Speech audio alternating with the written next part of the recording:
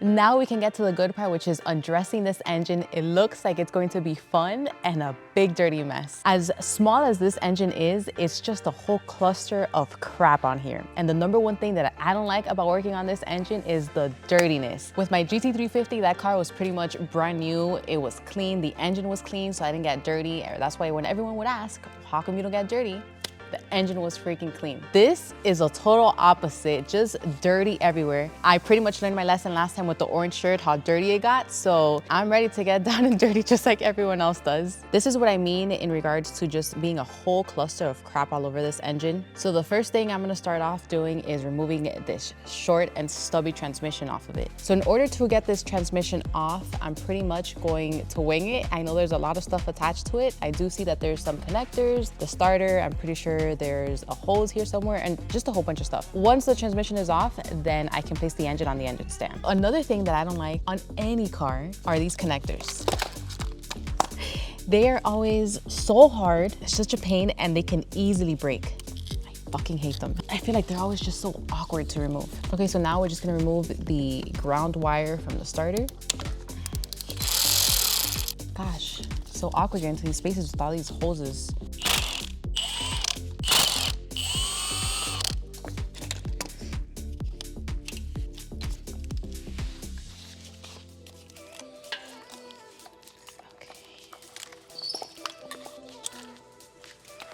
So the manual isn't too user-friendly when it comes to remove the transmission because it wants you to pretty much remove everything and then get to the transmission. I'll actually put a picture of it here so you guys can see what I'm talking about. But using some common sense, there's bolts here on the top, there's 2 bolts here towards the back, there's more bolts here on the other side. I think that's pretty much it when it comes to removing all of the bolts and getting that transmission off. I guess I'll see once I do it. So I'm gonna start off by removing the bottom ones off first, then I'll raise the engine a little bit and then remove the top ones and see if I'm strong enough to slide it off by myself.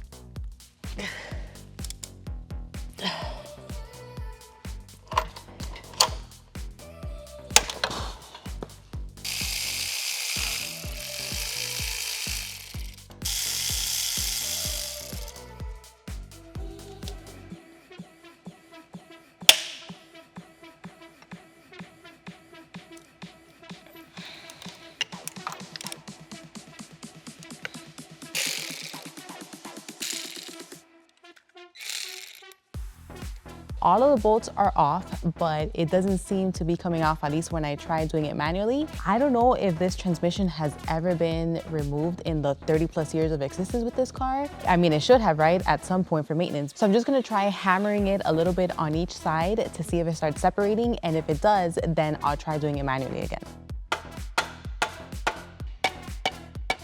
I'm really not looking forward to this, but let's see if it works.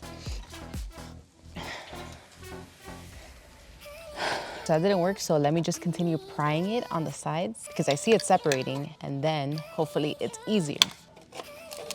Yeah, it looks like it's almost off, but of course it's never that easy. I even see the big separation. I can see all the way to the other wall, but it's just, I don't know.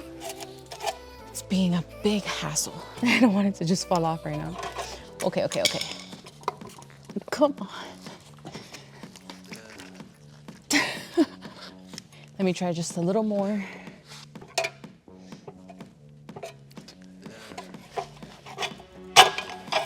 I don't know why it's still on there. Let's try a bigger one and then see if this does the trick.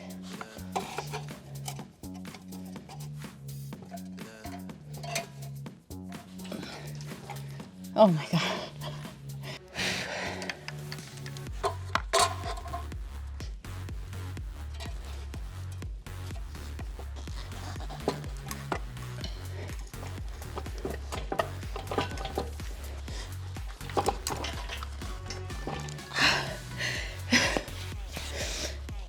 They've never removed this.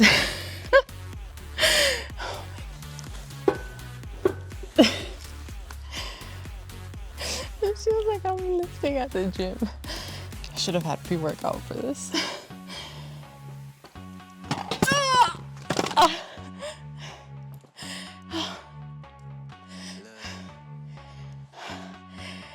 Okay, it's off. Oh my God.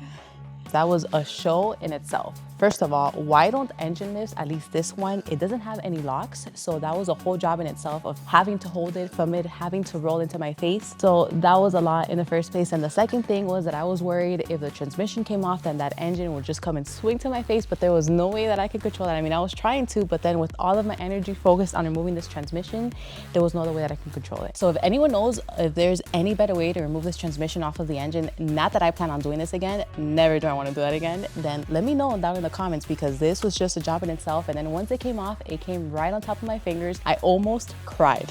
So now that I've caught my breath, but still haven't caught up my energy because it just drained me removing that, I think the goal of this video has now changed. First it was to undress this engine. Now I think the only goal is to get it up on the engine stand. The only thing pending is this torque converter and the flywheel. Once those are off, then that'll give me enough room to put the engine mount and then move this engine to the engine stand. And here is the transmission. This thing is so heavy, which I'm actually curious now to see how much it weighs. Let's see how much this transmission from a 30-plus-year-old Camry weighs.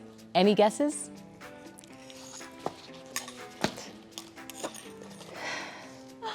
$163 pounds.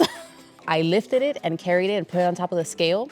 It just turned off, but it weighs 163 pounds. So yes, really heavy. Now I'm just going to remove the torque converter. So there's a few bolts. I'm not sure exactly how many. It took me a while to try to figure this out and remove it. So I'm just going to have them all at 6 o'clock and then just keep moving it until I remove every single bolt and there's none left. It's just, you know, kind of fun with this engine moving and having to break this. Why does this have to be so complicated? I think I need a stronger power tool. This ain't cutting it. So the manual actually calls to have, I don't know, maybe a chain or something, or someone hold the flywheel to prevent it from moving in order so you can break the bolts. But I don't have a chain, I don't have that special tool. And I think, you know, there's always a different way. I mean, I would do that. I would resort to the manual the last way. So a torquey impact will do. It's just a little awkward here though. It's a little bit annoying though, because like I said, just have to turn it and keep turning it to have every bolt at 6 o'clock, and that way I can access it. This engine just keeps swinging.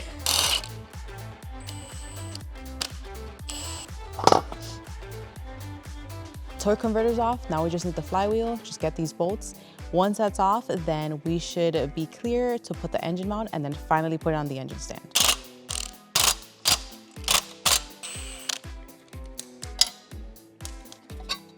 So the engine is now on the stand, finally. So now we can almost start all the fun. We just need to continue undressing it. I just honestly did not think that that transmission was gonna be such a bitch. So the next video we can undress, just remove all these unnecessary things, and then we can get to opening up the engine, which I'm looking forward to. So I'll see you guys then.